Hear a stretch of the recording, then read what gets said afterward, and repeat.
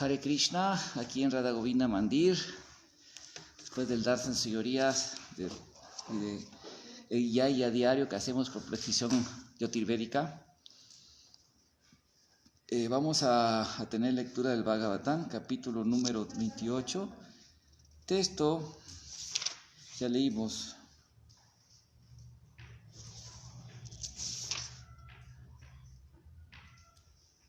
El texto número 44, titulado Las instrucciones del señor Kapila. Narayana namaskritya Naranchaiva narotaman Devim swarasatim vyasam Tato yayang udiraye. Om namo bhagavate vasudevaya.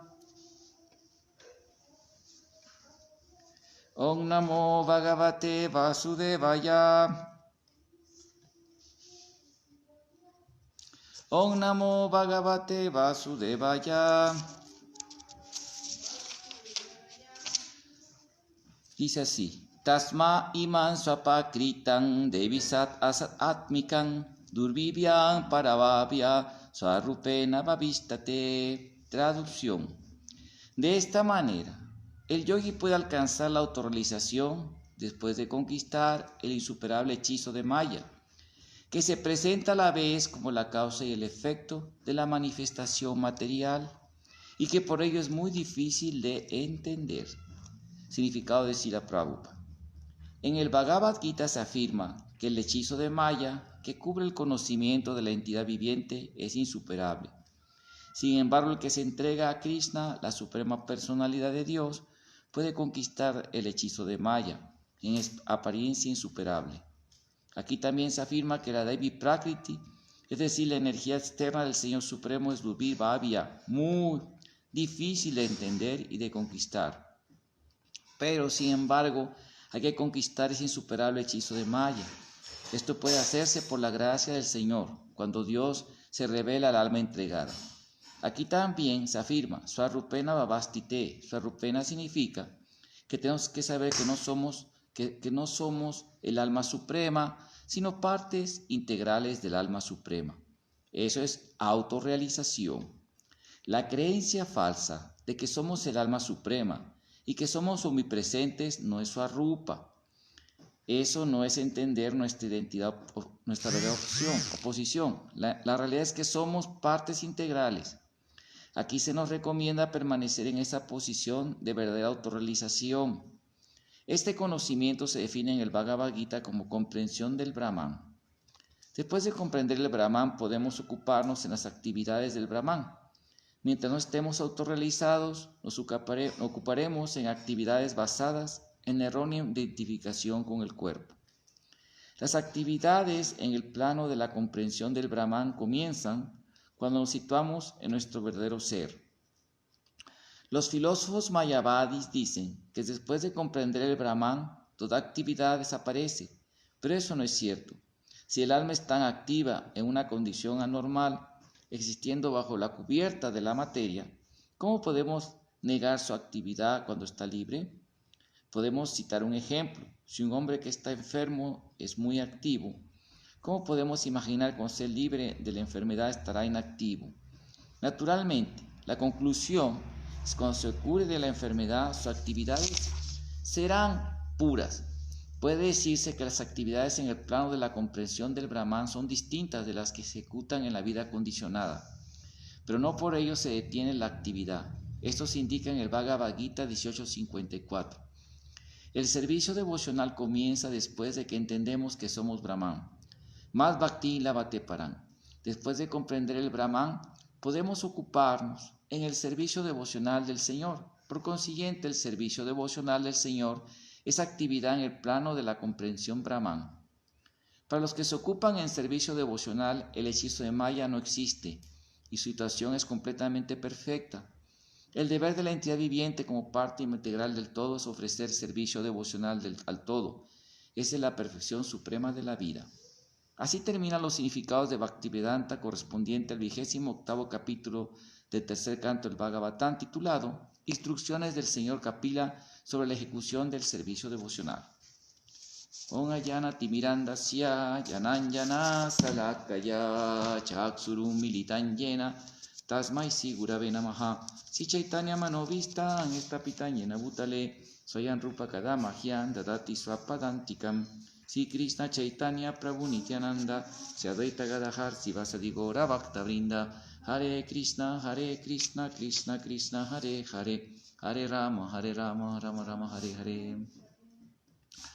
Hare Krishna, el significado muy claro de Srila Prabhupada sobre la posición de Swarupa como sirvientes eternos de Krishna y no como ser el Señor Supremo. Quería aprovechar, hablando del poder de la energía ilusoria, para leer, este es un pequeño librito, ¿sí? Es un folleto que se llama Reflexiones. Que era originalmente un librito más grande, que hicimos en un journal, o sea, una revista académica, un librito así que es un journal académico de la Universidad Internacional Euroamericana, que lo hicimos, ahí lo editamos, que son varios artículos que también salieron en la revista crítica del Instituto de Estudios Filosóficos, aquí de Saltillo, y obviamente se han editado en otros lugares de mi maestro espiritual, que son de filosofía sobre, digamos, una serie de los cuestionamientos a la respuesta filosófica de la filosofía Vaishnava Vedanta nuestra ante las corrientes contemporáneas de pensamiento. Entonces, aquí en esta parte voy a leer la introducción, que yo tuve la suerte, inspirado en otro devoto que es antropólogo, que se llama Eugeni, se me olvida su apellido porque es catalán. Eugeni, ¿qué?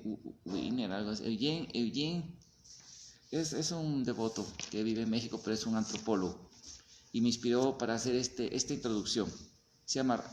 Vamos a leer primero la lógica del absoluto y luego refutación del materialismo y una breve visita a los antiguos filósofos de la India. Voy a leer la introducción.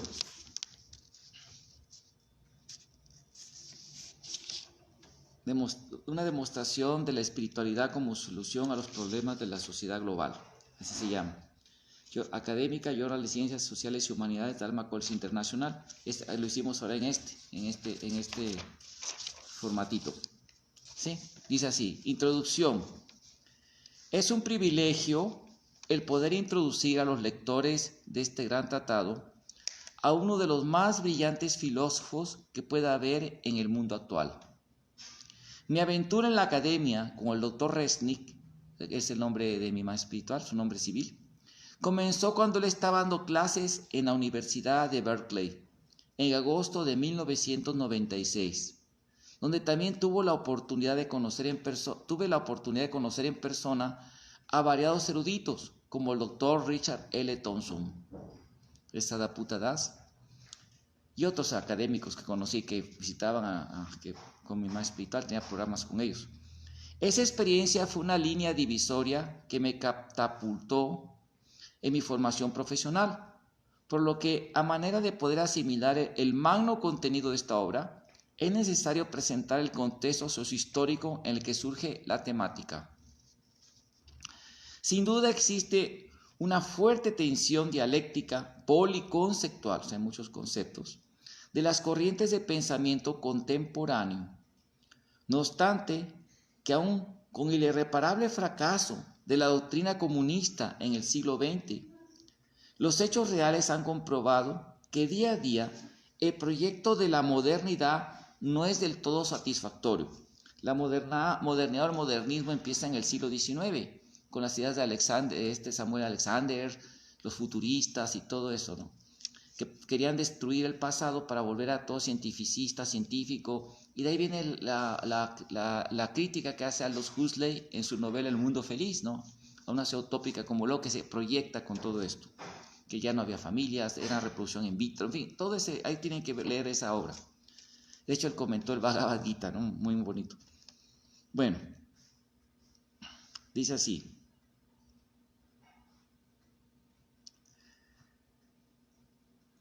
Los hechos reales han comprobado siempre.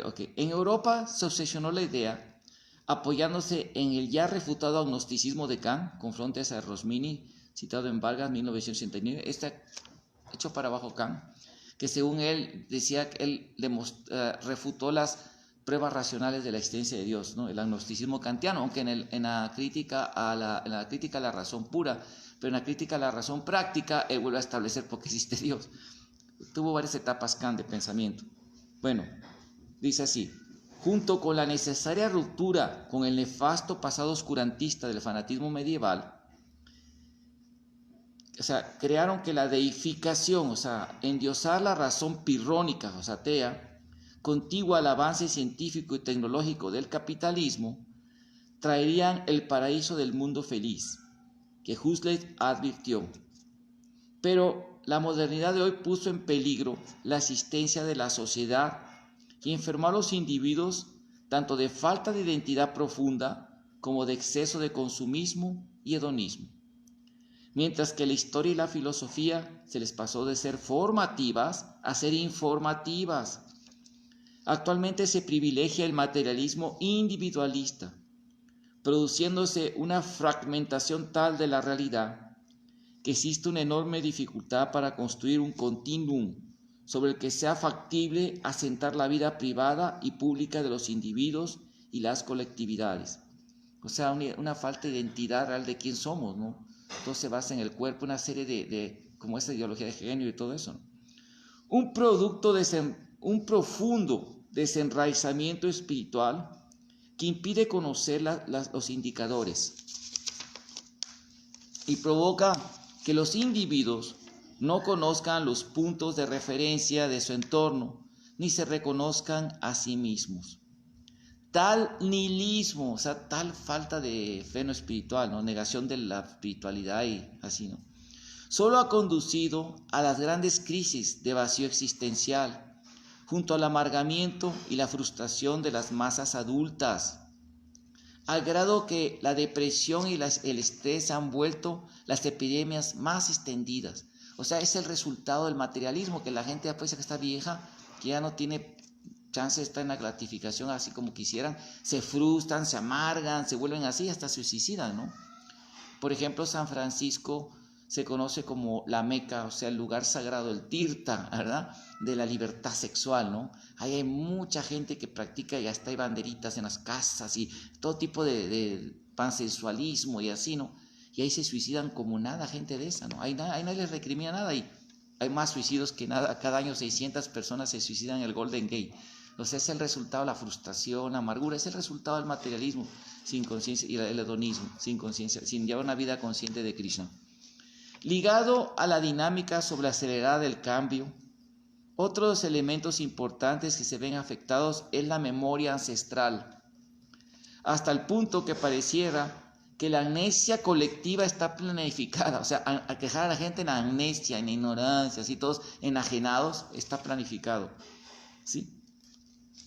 Por el contrario, en las sociedades premodernas, o sea, antes del siglo XIX, y las precoloniales, como las culturas anteriores de América aquí, la tradición, o la India, la cultura védica, la filosofía, la espiritualidad y las humanidades era un medio imprescindible para la organización de la memoria colectiva como un todo orgánico, lo cual no cabe la menor duda de que era un artefacto eficaz que permitía que los individuos y los grupos se situasen significativamente en la realidad. Eugeni Porras se llama este devoto. Y los grupos, también candidato a doctorado en antropología, y los grupos se situasen significativamente en la realidad y se orientasen en medio de novedades y enigmas, de intereses opuestos y situaciones de emergencia. Además, garantizaban la conservación del ecosistema y el planeta. Sí, o sea, antes la gente, esa vida natural que se llevaba con el sistema agrario, dependiendo como la cultura original, ¿no? Así era, ¿no?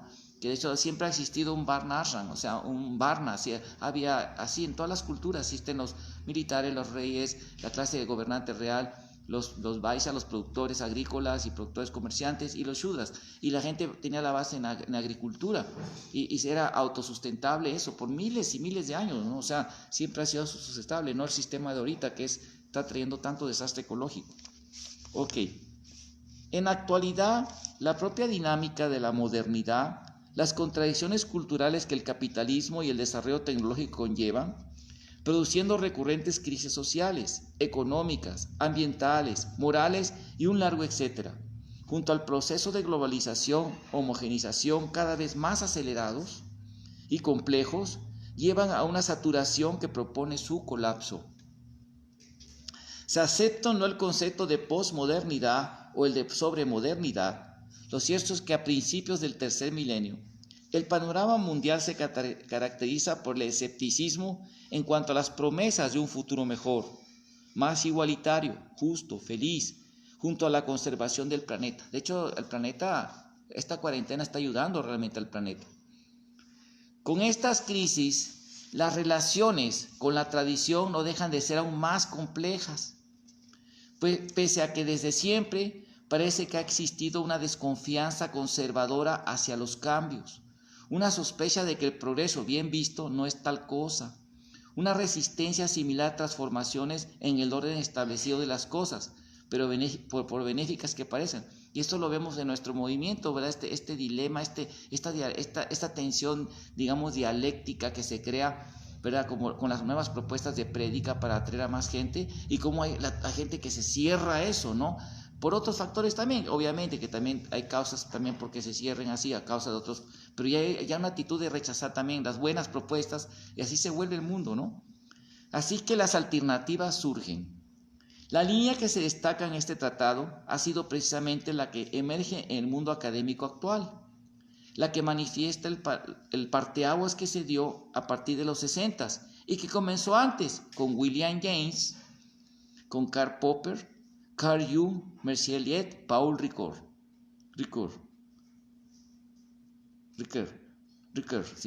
y otros, donde se demuestra la fabilidad del empirismo cientificista y se da oportunidad otra vez al pensamiento holístico y la reincorporación de la metafísica y espiritualidad pluralista en la academia y en la sociedad. De hecho, a principios del 2000, y digo porque estuve muy metido en la academia y sigo, pero me refiero a que estuve yendo a congresos y muy activo después que salí de la universidad, y sí, hay un gran regreso a la espiritualidad. Sí, ahora viene otro ataque, que es el regreso del materialismo encubierto por ideologías que ya hemos hablado, ¿no? Así que también echaré otro capítulo, ya no tengo, voy a traer más, voy a pedir otra vez más, voy a imprimir más libritos de estos, donde viene un análisis de los movimientos de liberación, que tienen una falla ontológica de identidad muy grande, ¿no? Pero bueno, ok. Dice así, ok. En tal búsqueda aparece este discurso, que plantea con brillante raciocinio objetivo una solución, identificando las causas de tantos problemas. Al respecto, nada menos que Nicola Bagnano nos define: el Vedanta, uno de los grandes sistemas filosóficos de la India antigua, edificado en el Brahma Sutra, atribuido a Badarayana. A Vagano ya dijimos que es un diccionario son los shastras para estudios de filosofía. Y José Ferreter esclareció: hay varias escuelas del Vedanta, todas ellas versadas en el llamado Brahma Sutra o también Vedanta Sutra debido a Badarayana Vyasa, Ferreter 1980. No obstante, originalmente, la celebridad más destacada en dicha escuela fue el mismo Krishna Vasudeva, cerca del año 3176 al 3044 a.C., quien dejó su herencia en el prestigiado Bhagavad Gita. Así, el autor, como exponente contemporáneo de la escuela Gaudiya Vedanta, fundada por el eminente Sri Chaitanya y sus sucesores, siglo XVI, nos guía en una aventura intelectual con temas tan relevantes como la falla ontológica de los movimientos modernos de liberación, una reflexión crítica sobre el fanatismo contemporáneo y sus repercusiones en la academia, el debate del aborto, la naturaleza primordial de los valores morales en la realidad, la lógica del absoluto y refutando el materialismo, temas que sin duda enriquecerán el horizonte cultural de todos los lectores, lectores estudiosos. Su servidor, doctor Horacio Francisco Arganis Juárez, Lic. M.A. PhD, investigador del Departamento de Filosofía y Religión Comparada, Universidad Internacional Euroamericana. Bueno, voy a leer la lógica del absoluto, y que está muy bonito, es pequeño. Originalmente fue editado en el Back to Godhead, y muy interesante, un tema muy bonito. Dice así, ese es el número 3, pero luego sale la refutación al materialismo. Vamos a ver aquí, dice, las personas comúnmente preguntan, ¿tú puedes probar la existencia de Dios? La palabra prueba indica una demostración conclusiva que establece la validez de una aserción, o sea, de una afirmación. En este caso, la afirmación que Dios existe. Pero tan pronto como hablamos de una demostración, la siguiente cuestión es, ¿a quiénes debemos demostrar?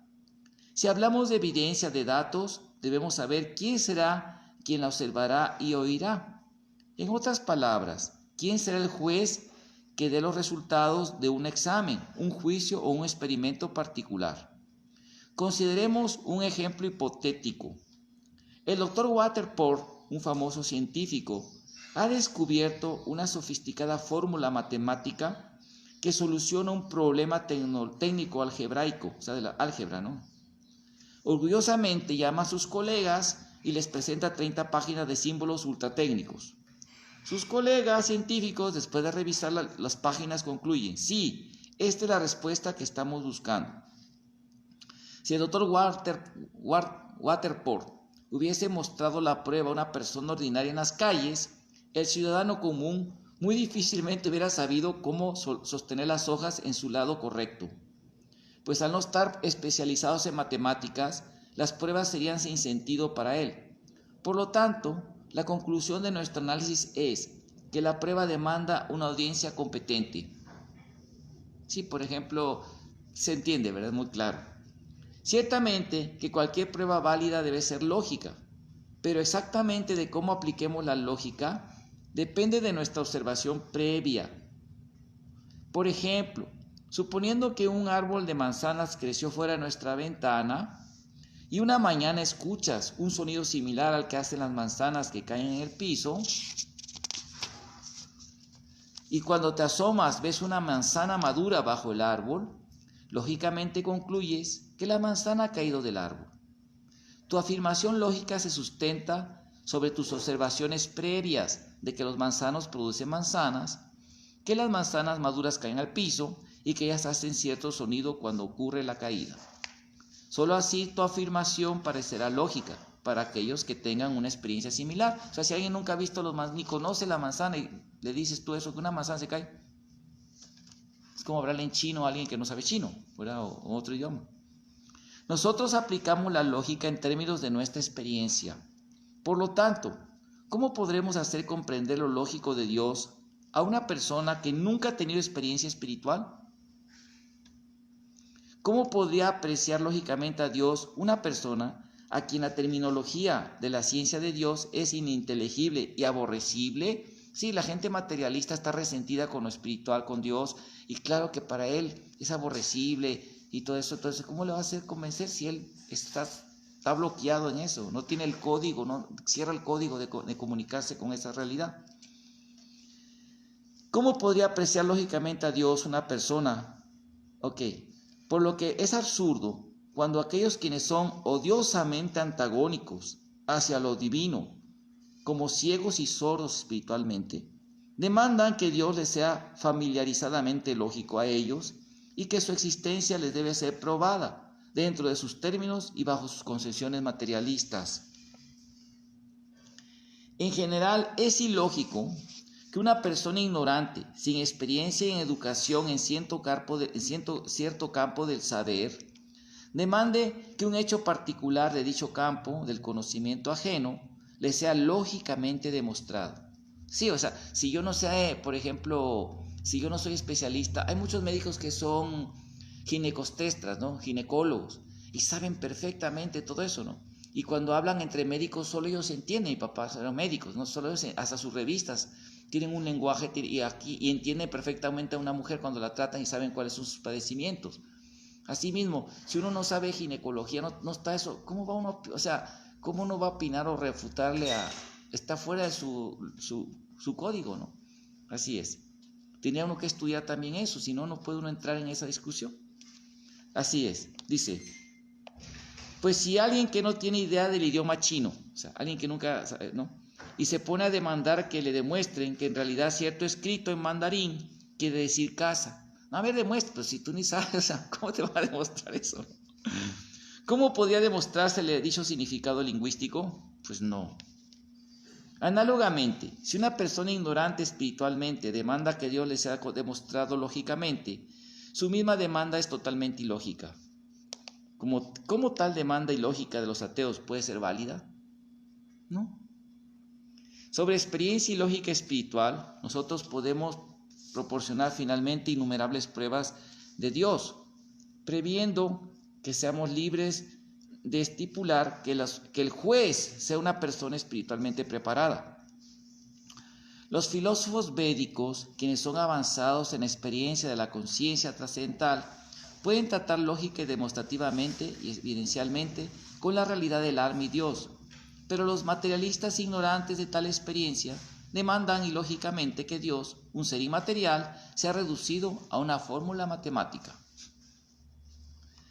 Es patentemente absurdo demandar pruebas materiales para una entidad inmaterial. Las leyes físicas o matemáticas describen maneras predecibles con las cuales las cosas interactúan, pero Dios y el alma son inmateriales y no pueden ser reducidas a descripciones materialistas. Esto no significa, sin embargo, que el alma esté fuera de la jurisdicción de la discusión lógica. La conciencia en sí misma, o sea, la percepción de nuestro yo consciente, o sea, yo consciente, es espiritual, no material. Así pues, el estudio de la conciencia o espíritu no está más allá del alcance de los seres humanos. Esto es bien interesante porque muchos físicos, neurólogos, el doctor Eccles, muchos premios Nobel en física, de hecho han ido a muchos congresos organizados sobre ese tema, también los de vos han participado. Hay un libro muy bueno de este Eccles, este científico, y Karl Popper, que se llama El yo y la mente y el cuerpo, ¿no? O sea, muy interesante ese, ahí precisamente Prabhupada Putta lo cita en su libro Ciencia Mecanística y No Mecanística, donde se aborda cómo la conciencia, el yo consciente no es reducible a materia, ¿no? No hay manera de explicar por qué existe la conciencia como un yo consciente, o sea, es algo que escapa a las leyes de la física y la química, como hizo Neil Bohr, es un gran físico, y muchos físicos reconocen eso. O por qué existe la vida, es una cosa científicamente en la bioquímica, en la biología, todo eso no tiene explicación, o sea, no hay manera de explicarlo, porque tan sencillo, ¿no? Si hubiera una manera de explicarlo, la fórmula de la vida, pues reviviríamos cuerpos muertos, al tipo Frankenstein, o haríamos seres vivos, y no se puede. Sí, digo, es una cosa sabida en las ciencias esto, ¿no? Hay hipótesis, pero no, así es.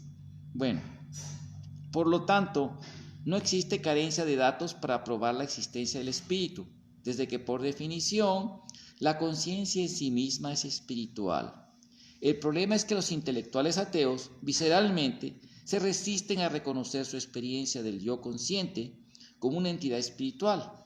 Pero tan pronto como reconocemos la simple verdad de que la conciencia es espiritual, encontramos que en cada estado de experiencia consciente, en cada campo del saber, nuestra percepción de todo tipo de datos está sustentada sobre la experiencia espiritual, que es la experiencia de ser conscientes.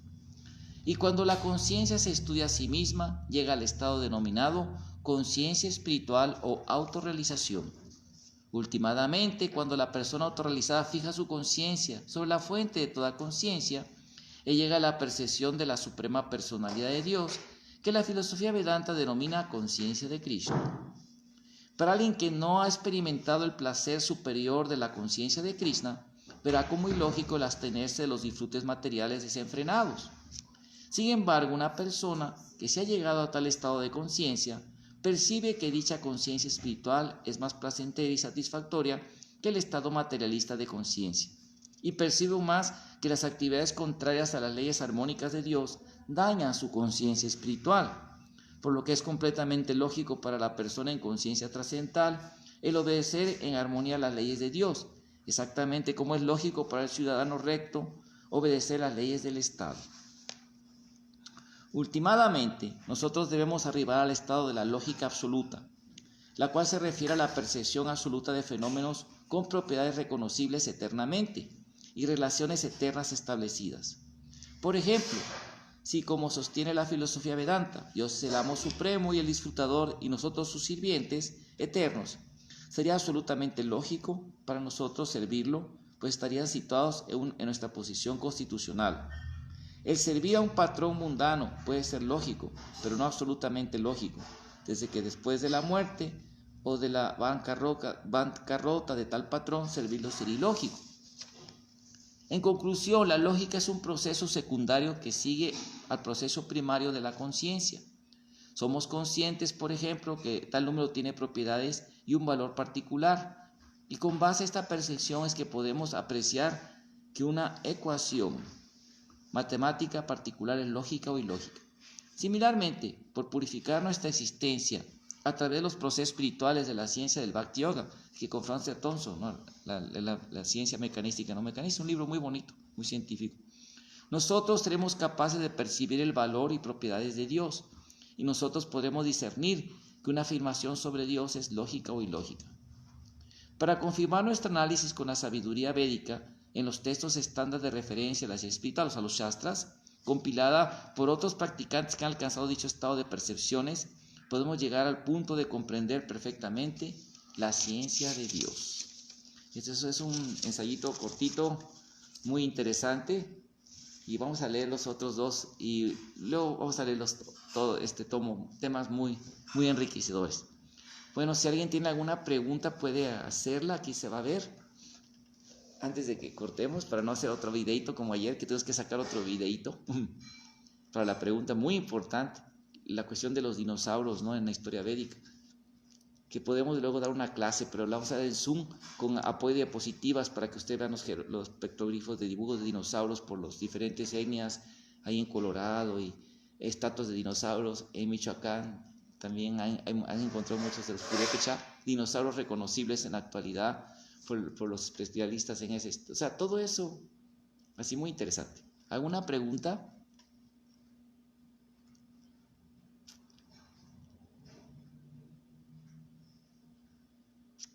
Bueno, ahí la hacen en los comentarios y la voy a contestar en los comentarios si alguien tiene una pregunta. Muchas gracias a todos.